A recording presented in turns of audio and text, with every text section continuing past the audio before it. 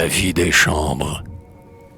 Les chambres, qu'on croirait d'inanimés décors, appareils de silence aux étoffes inertes, ont cependant une âme, une vie aussi certes, une voix close aux affluences du dehors, qui répand leurs pensées en halo de sourdine. Les unes, faste, joie, un air de nonchaloir, d'autres, le résigné sourire d'un parloir, qui fit vœu de blancheur chez les visitandines. D'autres encore, en deuil des trahisons d'un cœur, mouillant les bibelots de larmes volatiles. Chambres qui sont tantôt bonnes comme une sœur, puis accueillent tantôt avec des yeux hostiles, quand on trouble leurs rêves au fil nu du miroir, leurs rêves d'Ophélie au miroir d'eau dormante. Elles ont une vie étrange qui s'augmente, des souvenirs que les vieux portraits dans le soir, à leur front d'Ophélie, en guirlande fanée, vont effeuillant dans le miroir languissamment. Souvenirs presque plus roses d'autres années. Chambres pleines de songes. Elles vivent vraiment, en des rêves plus beaux que la vie ambiante, grandissant toutes choses au symbole, voyant dans chaque rideau pâle une communiante, au falbala de mousseline s'éployant, y communie au bord des vitres de la lune. Et voyant dans le lustre une âme de cristal, qui crispe aux moindres heures ses branches une à une, sensitive de verre à qui le bruit fait mal. Chambre pleine de songes et qui, visionnaires, parmi leurs rangements stricts et méticuleux, prennent les grands fauteuils pour des vieillards frileux, encerclent dans la chambre et valétudinaires.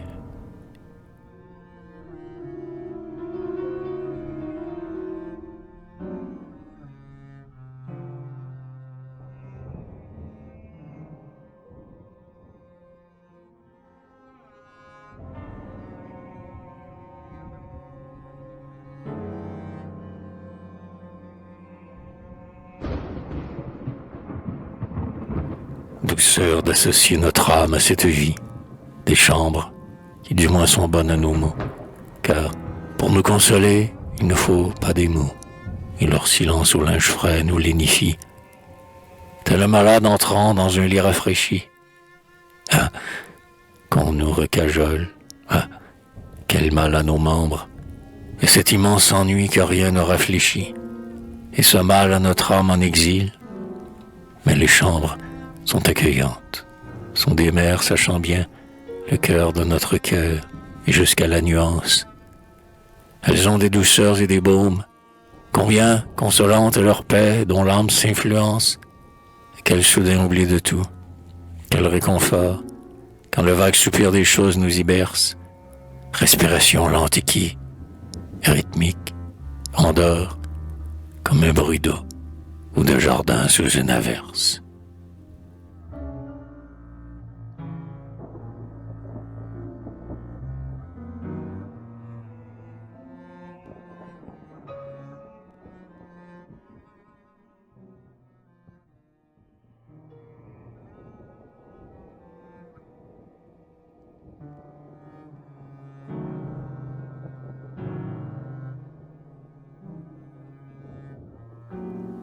Ouais, c'est doux. C'est la chambre, un doux port élégué, où mon rêve, lassé de tendre au vent ses voiles, dans le miroir tranquille et pâle s'est cargué. Las, sont plus espérés des sillages d'étoiles, et des départs vers des îles, mon rêve dort, dans le profond miroir, comme en un canal mort. Et faut-il désirer un coup de vent qui chasse, en pleine mer, cette âme à l'encre dans la glace?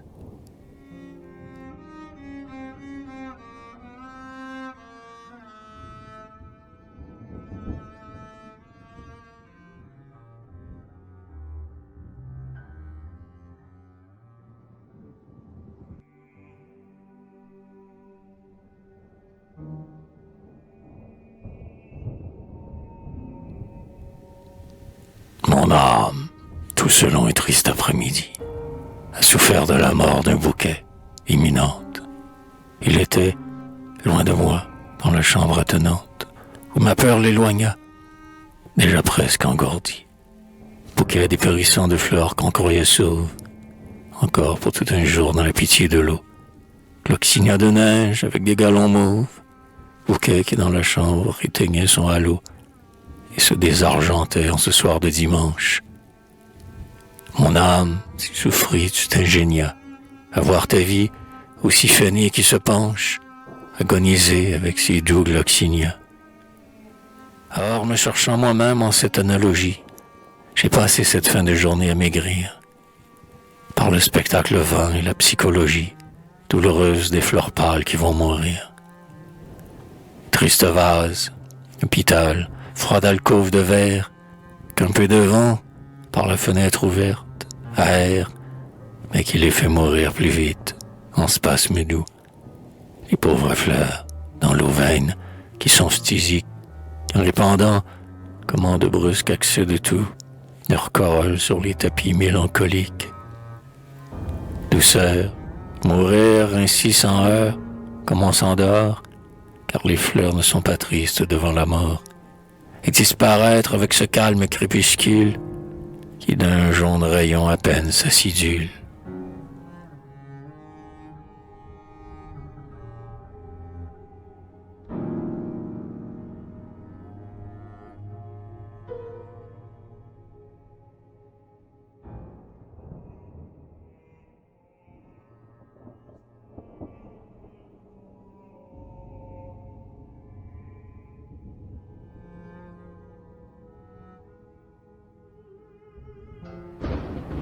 Le miroir et l'amour, l'âme sœur de la chambre, autour d'elle, le lustre en fleurs, les bahuts vieux, la statuette au dos de bronze qui se cambre, se réfléchit en un hymen silencieux.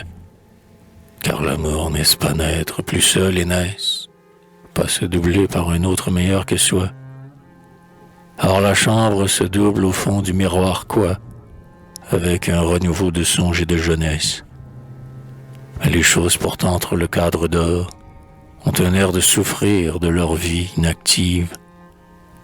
Le miroir qui les aime aborder leur essor, mais un recul de vie exigu et captive.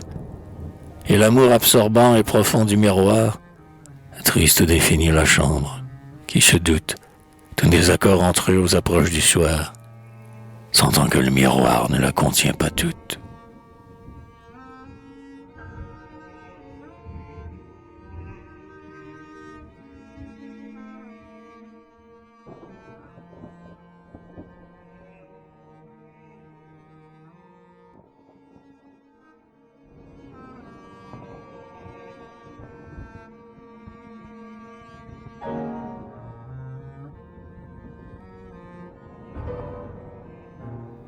Dans l'angle obscur de la chambre, le piano songe, attendant des mains pâles de fiancés, de qui les doigts sont sans reproche et sans anneau.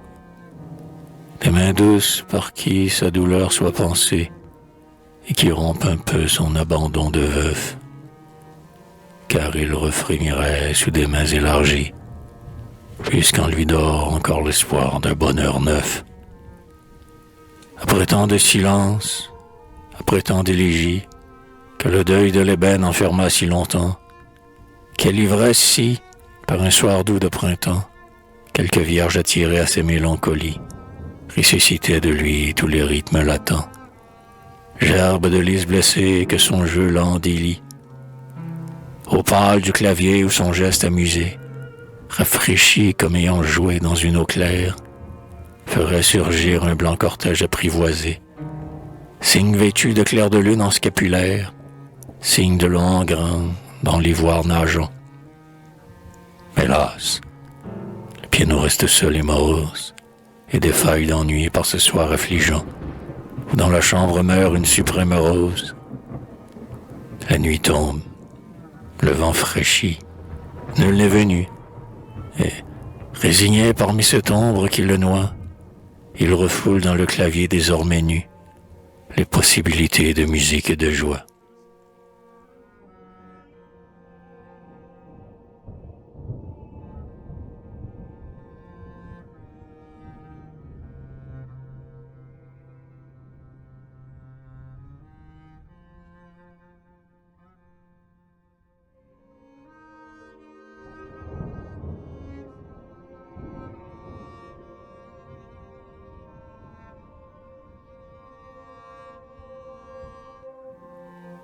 Les vitrages de tulle en fleurs et de guipures pendent sur les carreaux en un blanc nonchaloir. On y voit des bouquets comme des découpures, adhérant sur la vitre au vert, déjà noir. Mais le tulle est si loin, encore qu'il les effleure, il ne s'y mêle pas, en vivant à côté. Les blancheurs des rideaux n'étant au fond qu'un leurre, qui laisse au carreau froid toute leur nudité. Et leurs frimas figés, fleurs artificielles, ne font pas oublier aux vitres d'autres soirs, où de réelles fleurs naissent des carreaux noirs, des fleurs que la gelée élabore et nielle, au lieu de ce grésil de linge mensonger, songe de fleurs qui ne leur est plus étranger. Blancheur où leur cristal se sent brusquement vivre, ramage incrusté dans le verre et brodé sur les carreaux qui s'en sont tout enguirlandés, rideaux incorporés en dentelle de givre.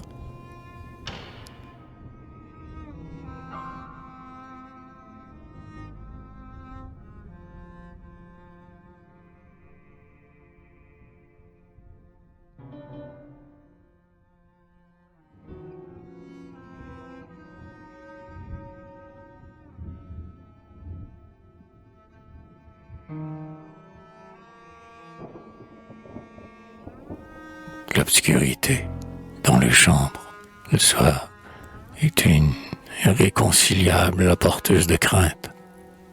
En deuil, s'habillant d'ombre et de linge de lune, elle inquiète, elle a de félines étreintes, comme une eau des canaux traîtres où l'on se noie. L'obscurité, c'est la tueuse de la joie qui dépérit, bouquet de roses transitoires, quand elle y verse un peu de ses fioles noires.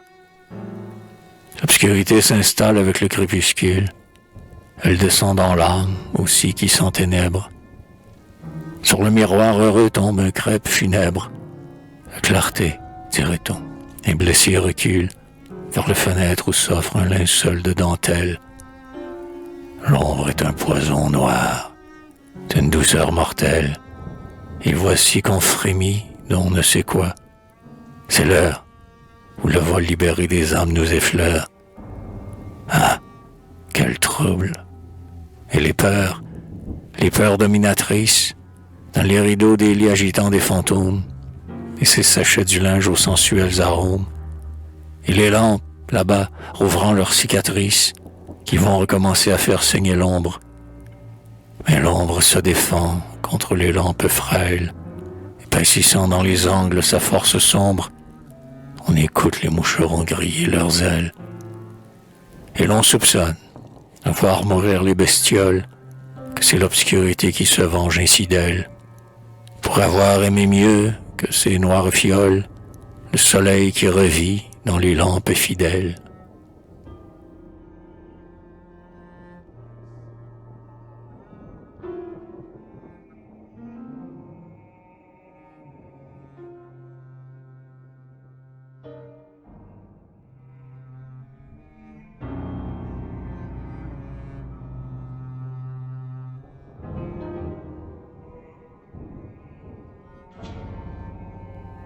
Chaque rêve, les soirs de rêve qu'on formule, a l'air de s'évader de nos languissements et de traîner par la chambre comme une bulle, portant la part d'azur au fond de nous dormants.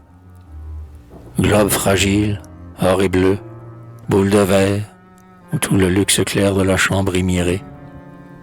L'une suit l'autre, le nez vacillante, elle erre, avec une lenteur de flocon expiré. D'autres rôdent d'un air perdu de somnambule, ayant peur des rideaux, ayant peur du plafond, car se heurter un peu, c'est la mort. Elles vont. La chambre fait silence et jongle avec ses bulles. Or le miroir cruel les attire.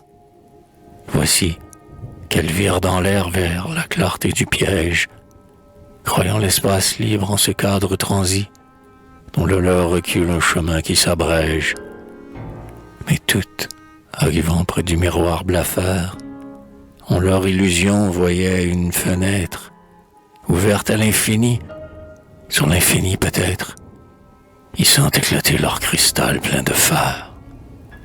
symbole de la flûte éparse de nos rêves, qui vont vite mourir au fond des glaces brèves.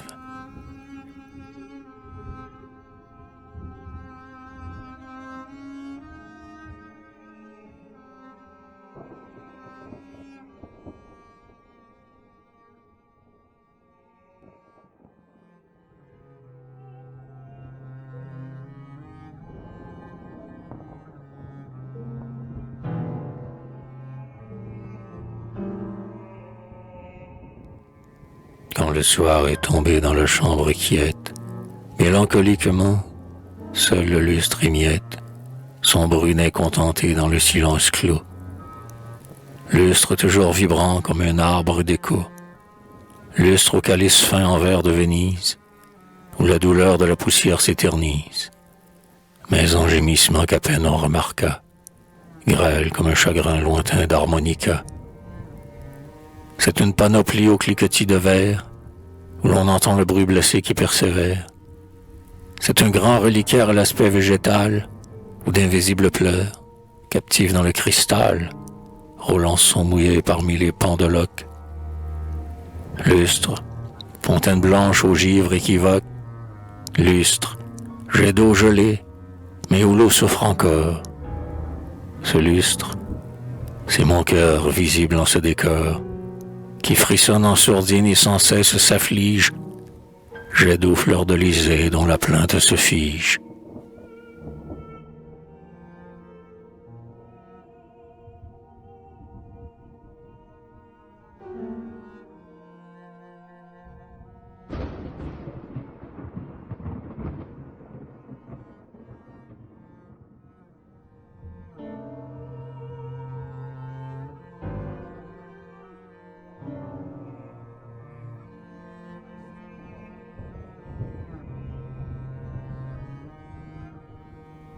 Les chambres vraiment sont de vieilles gens, sachant des secrets, sachant des histoires. Ah, quels confidents toujours indulgents, qu'elles ont cachés dans les vitres noires, qu'elles ont cachés au fond des miroirs, où leur chute lente est encore en fuite, et se continue à travers les soirs, chute de secrets dont nul ne s'ébruite. Les chambres vraiment ceux de mon vieillard, et ce sont aussi de bonnes aïeules. Eux rêvent tout bas d'anciens départs. Elles prennent peur quand elles sont seules, tristes pour jamais d'avoir vu mourir. Voilà la douleur toujours actuelle, la douleur humaine et contre laquelle les chambres en deuil n'ont pu s'aguerrir. Se remémorant encore la minute où jadis telle âme, à la fin du soir, s'envola soudain dans l'air du miroir, et depuis ce temps il poursuit sa chute.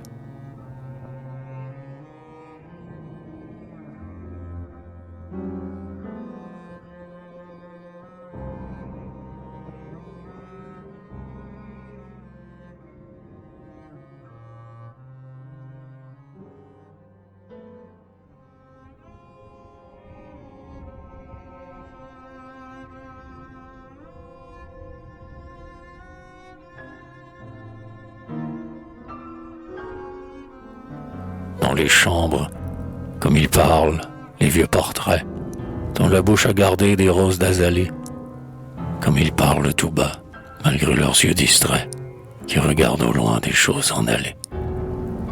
Ils parlent dans le soir d'un air avertisseur, ils disent d'être doux et d'être bénévoles. Ils ont des mots ouatés et blancs de confesseurs, des mots tels qu'on en lit au long des banderoles, peintes dans les micelles aux lèvres des élus.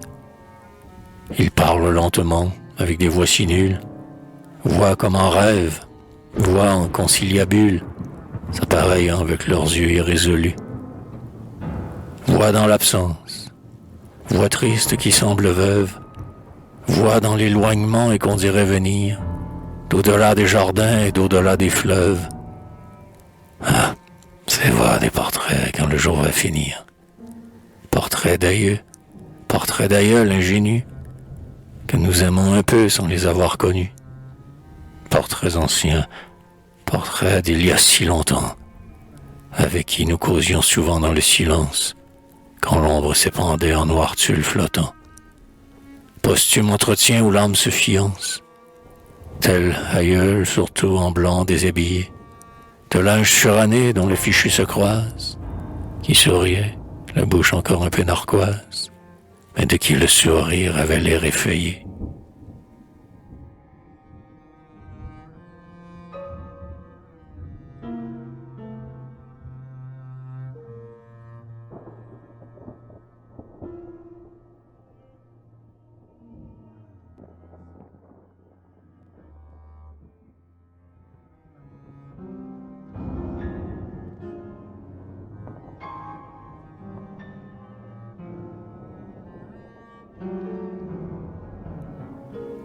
Quand on rentre chez soi, délivré de la rue, au fin d'automne ou gris cendré, le soir descend, avec une langueur qu'il n'a pas encore eue.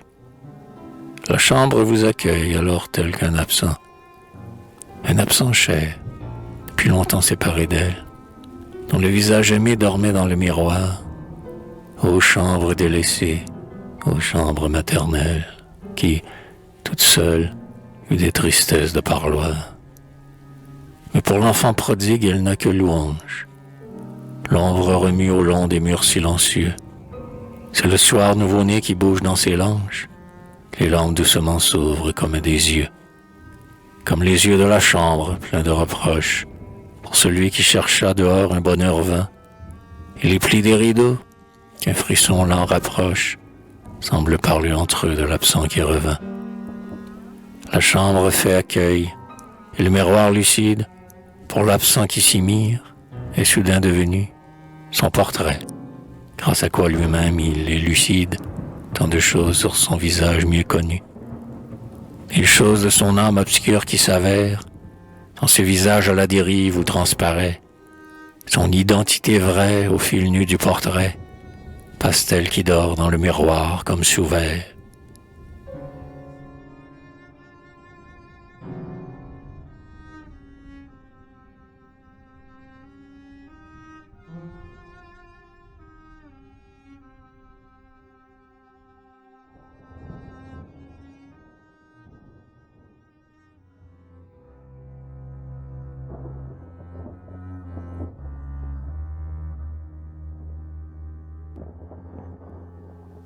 Dans l'air fraîchi, un an doux, d'éclose commun. Vers moi, par la fenêtre ouverte, une musique déferle la petite vague si tristement. Elle me fait à l'âme un mal presque physique, confuse comme un songe. Est-ce d'un piano? Est-ce d'un violon méconnu qui s'afflige? Ou d'une voix humaine en élan comme une eau? D'un jet d'eau qui s'effeuille en larmes sur sa tige? Ah, la musique triste en route dans le soir, qui voyage en fumée, en ruban, qui sinue en forme de ruisseau pauvre dans l'ombre nue, et trace de muets signes sur le ciel noir, où l'on peut suivre et lire un peu sa destinée, dont les lignes du son tracent la provinée. Chiromancie éparse, oracle instrumental, puis s'embrouille dans l'air la musique en partance, éteignant peu à peu ses plaintes de cristal, qu'on s'obstine à poursuivre aux confins du silence.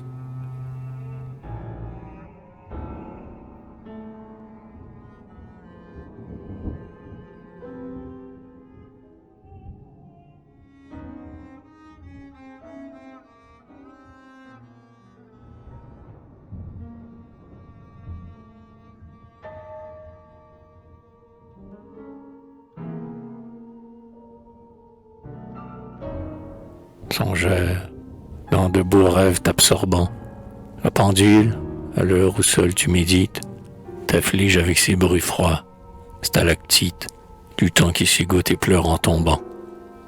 C'est une eau qui filtre en petites chutes, et soudain se glace aux parois du cœur, et cela produit toute une longueur, l'émiettement de l'heure en minutes.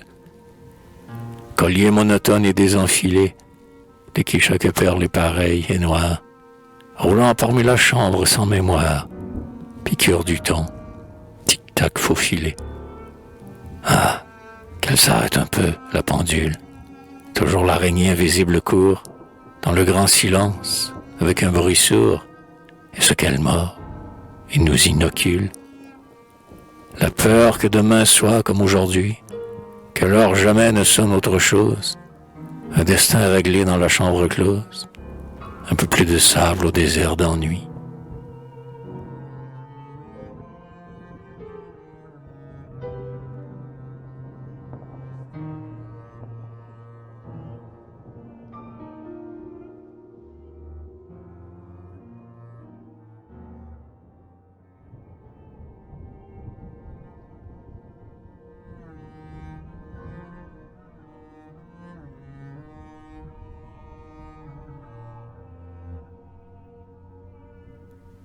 On aura beau s'abstraire en de calmes maisons, couvrir les murs de bon silence aux parles ganses, la vie impérieuse, habile aux manigances, à des tapotements de doigts sur les cloisons.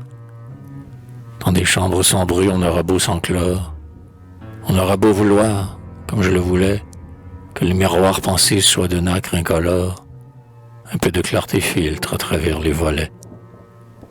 Et l'on entend toujours la plainte de la vie, car, malgré notre vœu d'exil, nous nous créons une âme solidaire et qui s'identifie avec la rue en pleurs dans les accordéons. Et peut-on empêcher ces vitres sous la pluie d'être comme un visage exsangue, couronné par des épines d'eau que le vent obstiné tresse parmi le verre en pleurs, que nul n'essuie? Vitres pâles, sur qui les rideaux s'échancrant, sont cause que toujours la vie a regardé. Vitres, cloisons lucides et transparents écrans, où la pluie est encore de la douleur dardée. Vitres frêles, toujours complices du dehors, ou même la musique, au loin, qui persévère, se blesse en traversant le mensonge du verre et m'apporte sanglant ses rythmes presque morts. Ainsi la vie encore par les carreaux m'obsède, car toutes les douleurs sans nom qu'on oubliait, les cloches, le feuillage, éternel inquiet, la pluie et jusqu'au cri d'une fleur qui décède, tout cela qui gémit parmi le soir tombé attire mon esprit dans les vitres, d'où piège, où les larmes, l'éclat, les rayons morts, la neige, se mêlent dans le verre à l'azur absorbé.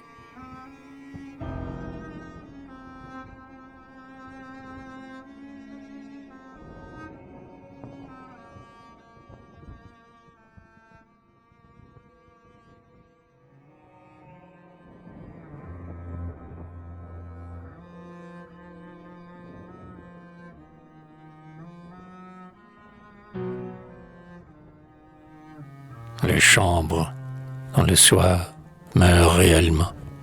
Les persiennes sont des paupières se fermant sur les yeux des carreaux pâles où tout se brouille. Chaque fauteuil est un prêtre qui s'agenouille pour l'entrée en surplis d'une extrême onction. Le pendule dévide avec monotonie les instants brefs de son rosaire d'agonie. Et la glace encore claire offre une assomption où l'on devine, au fond de l'ombre, un envol d'âme, quotidienne détresse, âme blanche du jour qui nous quitte et nous laisse orphelins de sa flamme. Car chaque soir cette douleur est de retour, de la mort du soleil en adieu sur nos tempes et de l'obscurité de crêpes sur nos mains. Ô chambre en grand deuil jusqu'au lendemain, nous consolons nos yeux avec du clair de lampe.